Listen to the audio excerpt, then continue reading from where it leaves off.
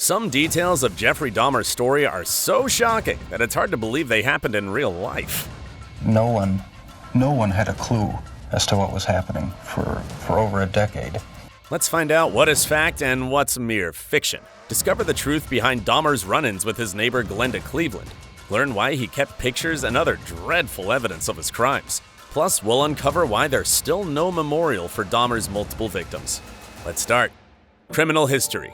True. Jeffrey Dahmer got away with his gruesome crimes for more than a decade, but that doesn't mean he was totally under the radar that whole time. Back in 1978, when he killed his first victim, he was pulled over by police while driving at 3 a.m. Dahmer had garbage bags filled with the remains of 18-year-old Stephen Hicks on his back seat. Yet he managed to convince the officers to let him go without a car inspection. 3 years later, he was arrested for indecent exposure and received a $50 fine. Dahmer was then arrested again for indecent behavior in front of two 12-year-old boys in 1986.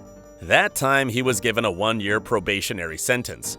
Moreover, that same year, he was kicked out of a bathhouse where he was accused of drugging two patrons. A couple of years later, Jeffrey was charged with the horrendous assault of a 13-year-old boy named Somsak Synthesomphone. Coincidentally, Somsak was the older brother of Dahmer's future victim, Konorak. Dahmer received 1 year at a work release camp before being placed under 5 years probation. Unfortunately, none of this helped stop the serial killer. Not even Dahmer's father's letter to the judge, begging them to keep Jeff in prison. Lionel Dahmer believed his son needed additional mental health treatment.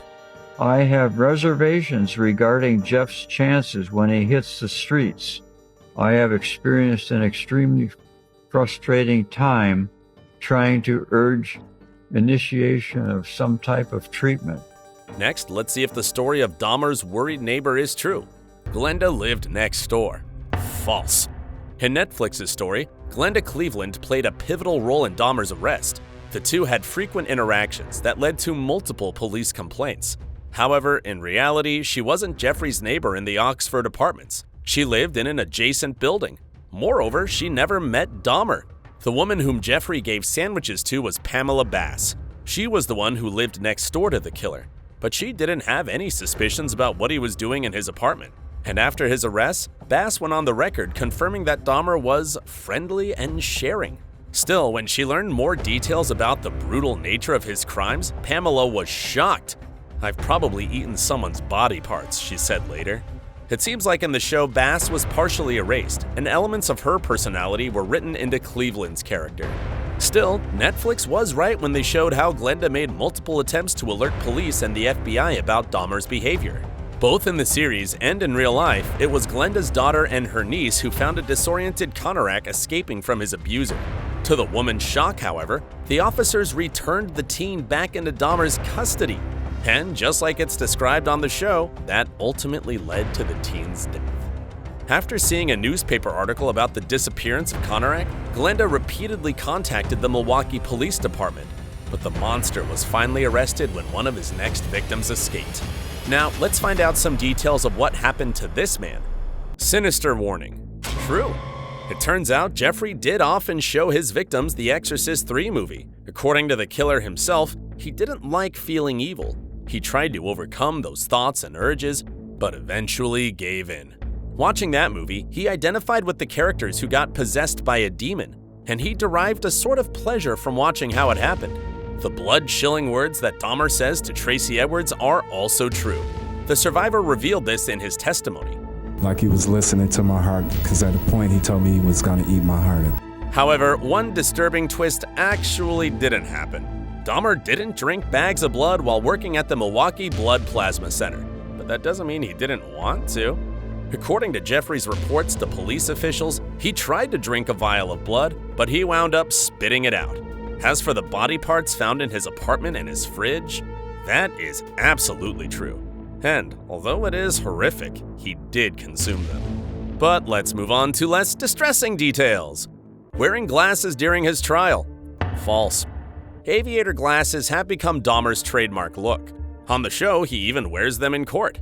But in real life, the killer avoided wearing his glasses during hearings.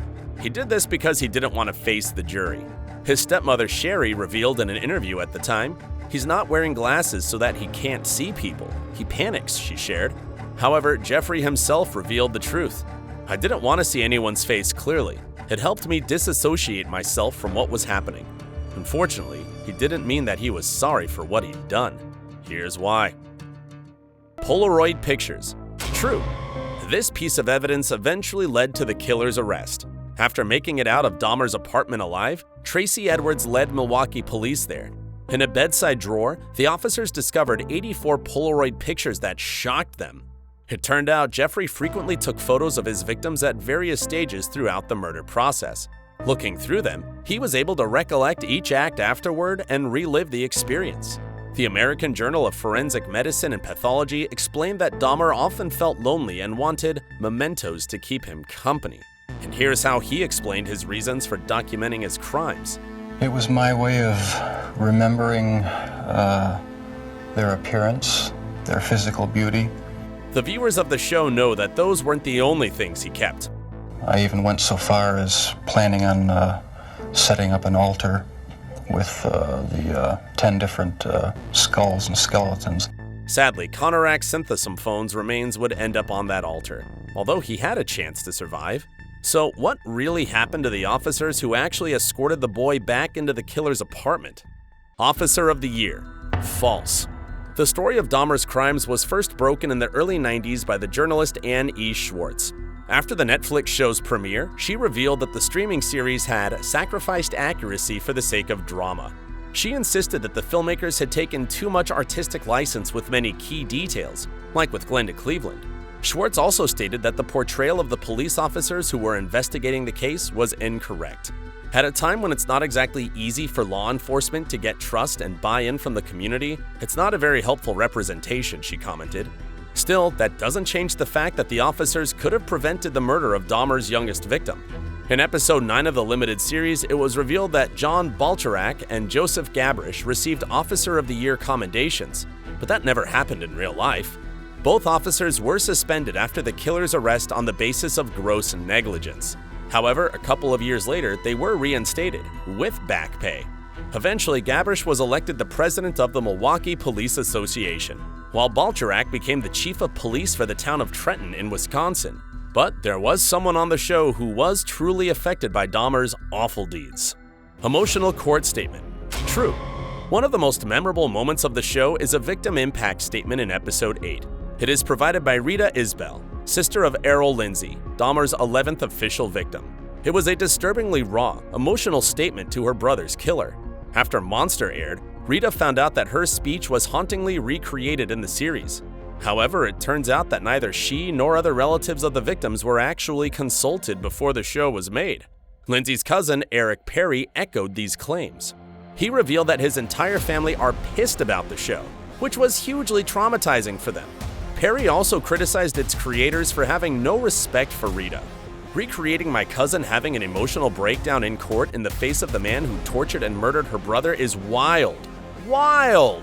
Sadly, it's not the only relatives who have to carry the burden of that trauma. Dahmer's shadow over Milwaukee. True.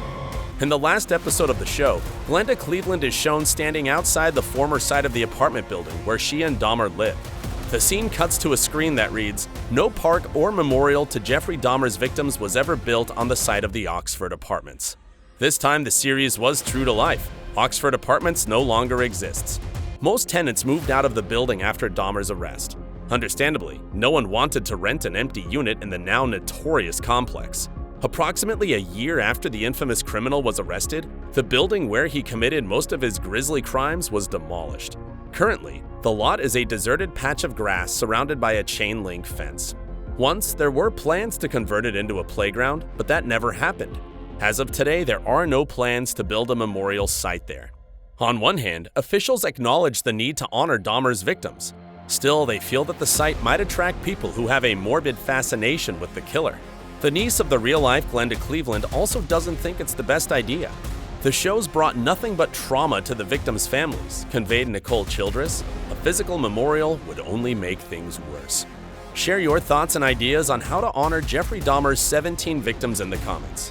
If you liked this video, support OSSA by sending a super thanks. Just click on the thanks button under the video and choose an amount to donate. Stay awesome, and remember, we value each one of you.